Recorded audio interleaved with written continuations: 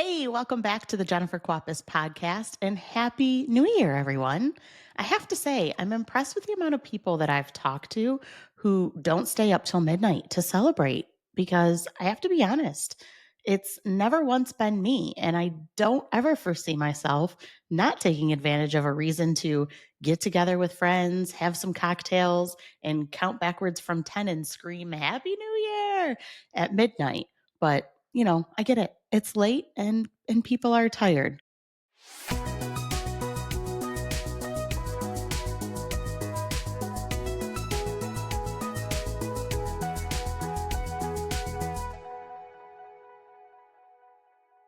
Let's continue on with our segment of getting to know me. And in this segment for this episode, I thought I would share with you some of the books that I have read in both the personal development sector and also just personal entertainment. So here we go. I'll start with personal development books that I would recommend and that I've really enjoyed. First and foremost, Rachel Hollis. Huge inspiration to me. And I loved her 3-book series, starting with Girl Wash Your Face, moving on to Girl Stop Apologizing. And then the 3rd book, Didn't See That Coming. Would highly recommend. Number 2, Brene Brown, Dare to Lead. And this is more of a corporate inspiration, I guess you would say. You can use it in both personal or professional levels, though. Brene Brown is great. So if you don't follow her or haven't read any of her stuff, I would recommend her as well. And number 3, The Slight Edge by Jeff Olson. Also a great read. Number 4 is the book I'm currently reading. I haven't finished it, but it's awesome. And it's by Codie Sanchez, who I just think is such a badass. Anyways, so grab her book called Main Street Millionaire. It is got a lot of good information in it. Another recommend on the personal development side. Rolling into personal entertainment, first and foremost, number 1, author Tiffany Snow. And I would highly recommend the Kathleen Turner series. It's 6 or 7 books in this series, but you will breeze right through them because they're amazing.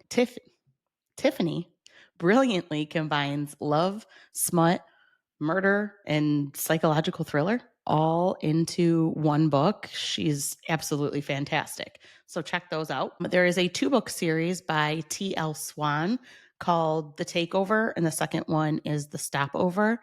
Also, smutty books. Obviously, there's a theme here for my personal entertainment style. So I would recommend those. If that is not your style, I really do enjoy anything by Colleen Hoover.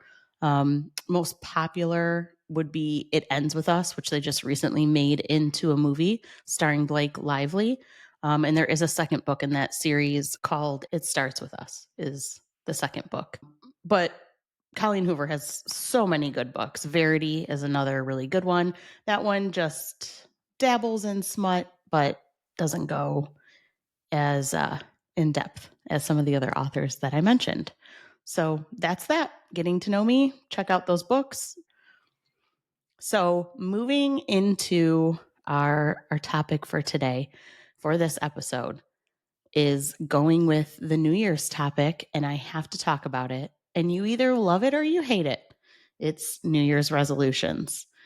Does goal setting feel silly to you? So you give up because you know you won't follow through? If so, I'm talking to you today. I know. You don't want to hear it. New Year, same bitch. And while I love that statement and the self confidence in it, I do think it's a mistake not to reflect on the previous year and determine a clear path forward. Stick with me. I will circle back to how and why. I promise you this episode isn't going too deep. So even if you aren't a goal setter, I'm here to share information with you that you will benefit from. So let's get into it. And let's start with segment 1, the cringe factor, which I will admit this topic even makes me cringe. Experts talk in circles on this topic, and that is the cringe factor of it for me.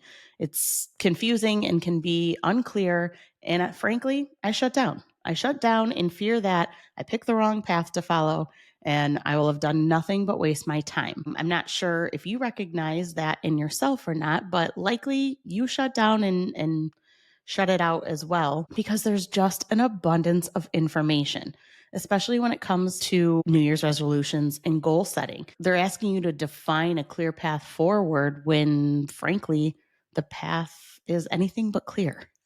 So I've heard experts say um, to set bite sized goals that are achievable and celebrate your wins along the way. But then they'll turn around and the next person will say, if you've reached all your goals in the previous year, then you weren't aiming high enough. So, that can be very frustrating in itself. So, my question is, are we supposed to be dreaming up big, audacious goals that push us for more? Possibly, but I don't think it's motivating to chase big targets year after year, hence why I think so many people just quit. That's like saying you want to lose 100 pounds and not step foot on a scale until you think you've accomplished it. Potentially, you step on that scale after all your hard work to see you've lost 80 pounds. And instead of feeling fantastic about how far you've come, you feel defeated because you were only looking for the 100-pound loss. Not to mention that it left you no room to course correct along the way because nothing was measured during the process. I know, my analogies are freaking awesome. Look, I'm not here saying I'm an expert. And really, I hope that's why you're here and listening to me. I'm your average girl who's put in the work, and I have failed, and I have had setbacks, and I still do to this day. The difference is I'm okay with it. And here's why I'm circling back to my earlier proposal and why it is so important for you to reflect on the previous year. If you do nothing more than this, I guarantee you will grow. And here are some questions I want you to ask yourself. Really, it's only 2 questions I want you to ask. What are you going to continue to do in the coming year? And if you're not sure, take out your phone, scroll through your photos. What did you take pictures of? We tend to capture photos of moments in time where we were happy, of things we enjoyed doing or places we loved being. This is a good place to start to get your mind thinking about things you want to continue. Look for patterns in your pictures and write down what you find. You see, New Year's resolutions don't have to just be losing weight, exercising more, finishing the home improvement project. While they absolutely can be those things, I think it's still relevant to assess what made you happy last year and make sure you're making time to do more of it in the coming year. Adding on to that, for question number 2, what didn't work in 2024 or in your previous year? Do you want to stop it completely? Do you need to revamp it? Or maybe spend less time on it? As we talked about in episode 2 with Amanda, we both had made changes in our life on how our families were spending our Christmas or the holiday season in general. This was because we had reflected on previous years and noticed that the season was not serving us and our family in the ways we wanted it to. For myself and my family, we were spending it one year with my side of the family, the following year with Drew's sides of the family, and we didn't like missing out on anyone's celebration. So we tried splitting the holiday and spending a few hours at his mom and dad's and then spending a few hours with my family. And we found ourselves exhausted. And in being exhausted, we weren't the best parents to our children because we were in bad moods from being tired. And that wasn't fair to them. It wasn't fair to us. And it wasn't fair to anybody we were visiting, really. They weren't getting the best versions of us. Ultimately, we ended up deciding that we were going to host both sides of the family at our house on Christmas Day. This would achieve the things we were looking to get out of the holiday. Our kids would be able to open presents and enjoy them Christmas morning without us having to clean up and get them dressed and rush them out of the house to make it to a relative's. We would also then get to see both sides of our family. This also freed up Christmas Eve for the 4 of us. So now we have made new traditions as the 4 of us. We go to church on Christmas Eve earlier in the day. We come home, we put on Christmas jammies, we order pizza, we might snuggle up and watch a movie, play games, and we look forward to all of those things. Each kid gets to open a present. They love this day, and creating new traditions for the 4 of us was a really great opportunity. The point here is that without reflecting on what wasn't working, we would have never fixed it. And what a shame, because these years are just so precious. I think that by evaluating these two simple things, what went well and what didn't, you can determine the people, experiences, and commitments that triggered negative and positive feelings, energy, and emotions. Additionally, be sure to discuss your thoughts with your significant other. Ask them to reflect as well and find out if you guys are on the same page. This can also help set expectations and avoid confrontation when things come up in life that were on your hell yes or your hell no list. And what I mean by this is if you are attending family dinners every Sunday with your in laws and it's not serving your family, and you realize this when you're reflecting, because maybe it caused stress on Sundays. Maybe you're cramming kids' homework in on Sundays and checking backpacks and packing lunches to make sure you have a better chance of being successful on Monday morning. Or maybe you guys have realized you don't want to have any commitments on Sundays and you just want to relax and spend it around the house. When that invite comes to have family dinner, you're both going to be on the same page with saying no. Or maybe you preemptively have the conversation with your in laws or whoever it may be that as much as you love them and you enjoy your Sunday dinners, you can't commit to doing it every Sunday. But maybe you can make it a standing reservation the last Sunday of every month. Reflecting will allow you the flexibility to do this and also get everybody on the same page. If you're like me and always on the lookout for new styles but hate the hassle of shopping, I've got just the thing for you: Stitch Fix. Stitch Fix is a personal styling service that sends you hand picked clothing and accessories right to your door. Here's how it works: you'll start by filling out a quick quiz about your style preferences on their website or app. It's fun. It helps your stylist get to know your unique fashion preferences, sizes, and even your budget. Next, your personal stylist curates a box of items just for you. And let me tell you, they are spot on. Every piece feels like it was chosen just for me and it fits. You can try everything on in the comfort of your home, keep what you love, and send back what you don't. It's that easy. I've been using Stitch Fix for 3 years now, and it has completely transformed my wardrobe. No more crowded malls or endless scrolling through online stores. Plus, the excitement of receiving a new box and discovering what's inside is like opening a present. Best part, there's something for everyone: men, women, kids, you name it. Whether you need casual wear, workout outfits, or something special for an event, Stitch Fix has got you covered. And hey, if you're not sure about something, their customer service is top notch and is always ready to help. So if you're ready to elevate your style and make shopping a breeze, head over to stitchfix.com or download their app on your phone. Even better, head into the show notes and I'll include a link for $25 off your first order. Enjoy! So I'm going to move in to the next topic. When is enough enough? All right, goal setters, it's our time to talk now. And if you are ready to end this episode right here because that's just not you, I beg you to please just stick with me. Maybe you aren't into setting goals, but perhaps your significant other is. Maybe something I say in the next few minutes might help you better understand where they're coming from. And I say this from experience. I will never forget when my husband Drew asked me what it was going to take for me to just be happy with what I had or who I was. He didn't mean it maliciously, and I knew that because the look on his face like truly hurt my heart, because he doesn't think the way that I do. He misunderstood my need to set and achieve goals as never being happy. I had to explain to him that my ambitions were not a reflection of my happiness or my dissatisfaction for that matter, but rather it just was who I was. Setting and achieving, or even failing and getting back up, gives me purpose. It makes me giddy to dream about the future, create a plan, manifest it, learn new ways to dream it bigger, plan it clearer, and think it into existence.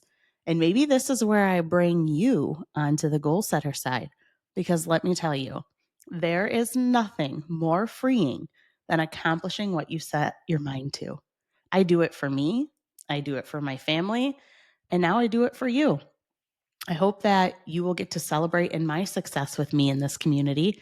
And more importantly, that I get to celebrate your successes with you because you can do it, big or small. And you should start right now. Let's get back to how we're tackling our goals because I recognize that everybody is different. But what works for me is that I go after the big goal, but I do break it down into smaller, manageable steps, a compromise from both expert opinions. This makes the process less overwhelming while also allowing you to celebrate small wins along the way to your bigger and better aspirations. So close your eyes, unless you're driving. Obviously, for safety purposes, let's keep them open. But throw out all the financial barriers during this thought process. No time constraints, age doesn't matter, current life trials and tribulations. Think about if the sky were the limit. Where do you see yourself? Where do you live? Are you near the water? Are you on a big piece of land? Are you in a high rise? Where do you go home to? What do you look like? Are you stress free and happy? Are you professional in a suit? How do you dress? Where do you vacation? What do you do for income? Okay, we're being a little realistic in this dream here. You can try to manifest that you hit big on the mega millions all you want, but I'd put my money on you accomplishing goals over winning the lottery. The point of thinking through all these sorts of things is simply that it's important to set goals that are meaningful to you personally. This intrinsic motivation will keep you going when things get tough. Next, be specific. Make sure these goals are specific. It's not enough to say, I want to save more money in 2025. While it's sort of measurable, I guarantee that when things get tough and finances keep piling up, kids' sports enrollment fees are popping up, your car needs an oil change, your insurance premiums are due, that your goal is going to seem unachievable because it isn't specific and there's no clear direction on how you get there and how much you need to achieve it. So instead, make your goal to put $10,000 in your savings account this year. Next, determine how to incorporate this goal into your day-to-day life. There's 52 weeks in a year, so you'll need to save roughly $192 each week. You may need to go further and look into how much you're spending on Starbucks each week or getting your nails done. Maybe buying Starbucks coffee beans or coffee grounds and making your Starbucks coffee at home get you closer to your goal. Maybe you tell yourself that for each month you set aside roughly $800 you get to celebrate by getting your favorite Starbucks drink. Setting a big goal, but celebrating your successes along the way. This is how you incorporate goals into your daily life, guys. And this is how you can be successful. Now, because I'm real, I don't want you giving up. So please keep in mind that goals can be adjusted if necessary. Life is forever evolving and is a series of give and take. So if one week you can only set aside $50, don't throw your hands up in the air and quit altogether. At the end of the year, if you saved $5,000, $7,000, it's still a win. You still achieved more than you would have without creating a goal and a plan. You still move the needle in the right direction. So goals don't have to be all or nothing, I guess is what the bottom line is here that I'm saying. And this leads me into the last section of why people give up. Let's dive into reasons why people often give up on their goals. And one major reason is the fear of failure. Setting big goals can be intimidating, and the fear of not achieving them can be paralyzing. Another reason is the lack of a clear plan, as we just mapped out. You gotta take the big goal and make a plan on how you're going to get there and how you're going to incorporate that into your day to day life. Without a roadmap, it's easy to get lost and lose motivation. Additionally, people often set goals based on external pressures rather than personal desires, leading to a lack of genuine commitment, which is why I asked you to close your eyes and imagine what you saw, what you looked like, how you felt when starting to set these goals. They need to be personal. So, to conclude and recap the strategies, set important goals that are meaningful to you and personal so that you stay motivated. I explain the compromise of breaking down your big goals into smaller, manageable steps, allowing you to celebrate small wins along the way. remembering you need to create a clear path with specific and actionable deadlines. This roadmap will guide you and keep you on track. Goal setting doesn't have to be a daunting task. With the right mindset and strategies, you can set yourself up to be successful. With that, I say thank you for tuning in. I hope you found this episode helpful. If you did, please be sure to like and comment on the episode on whatever podcast platform you're listening in on. It is so important to me that my show is delivering the content that you all find valuable. So your feedback means everything to me. Until next time, keep striving for your goals and celebrating your progress along the way.